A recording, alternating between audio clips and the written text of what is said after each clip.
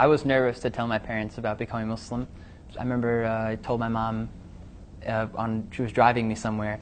So I said, I consider myself a Muslim. She said, what? Well, what do you mean? You're not Muslim, you're Jewish and Christian. أشهد أن محمد رسول الله. Peter Casey was only 15 years old when he formally converted to Islam. It had been 2 years in the making. When 9/11 happened, it made people, myself included, take a step back and say, well, what's going on here? What's this religion about? Peter went online to find some answers. And the first link that came up was for a particular website that had some keywords under it. Islam, Muslim, Allah, Muhammad, Jesus, salvation. I was like, wait a minute, what, Jesus? What's that about? Raised in a Long Island suburb by a Jewish mom and a Catholic dad, Peter was conflicted about Jesus. Was he the son of God or a false Messiah?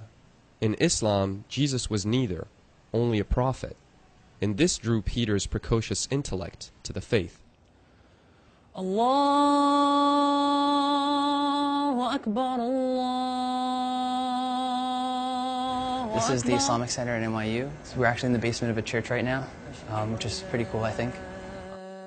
28-year-old Imam Khalid Latif leads this one-of-a-kind community. Our community is probably 30–35% convert, and in a given week we see anywhere from 1 to 5 people who are formally converting to Islam.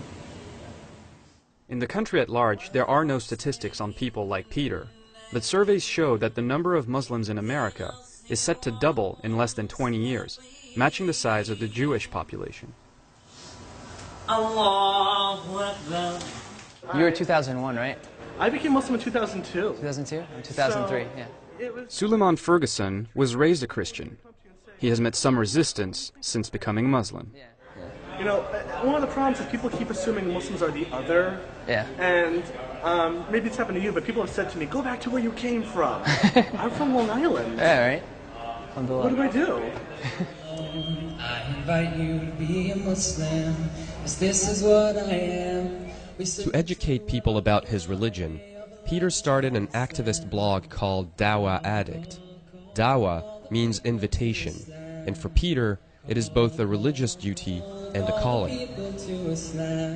Today, Peter is in Washington Square Park to record a video for his YouTube channel. I want to see you in front of the camera giving your 3-minute super-duper invitation to Islam. That's why I've created the Islam in 3 minutes or less challenge. With over 5,000 subscribers and under 500,000 views, Dawah Addict has gained some visibility. See, these days everybody wants a Burger King religion.